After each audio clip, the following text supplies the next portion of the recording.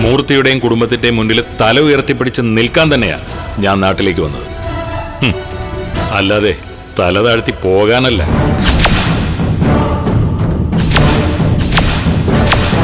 അച്ഛൻ തനിക്ക് താക്കീത് തന്നു വിട്ടതാണെന്ന് എനിക്കറിയാം. ഇനി ആ അച്ഛനെ കൊണ്ട് ഈ പ്രായത്തിൽ വേണ്ടാത്ത കർമ്മം താൻ ചെയ്യിക്കരുത്. ആ ശത്രുതയുടെ കാരണം അഭിയുടെ അമ്മ തന്നെയാ. അതേതാണ്ട് ആദർശേട്ടൻ കണ്ടെത്തി കഴിഞ്ഞു.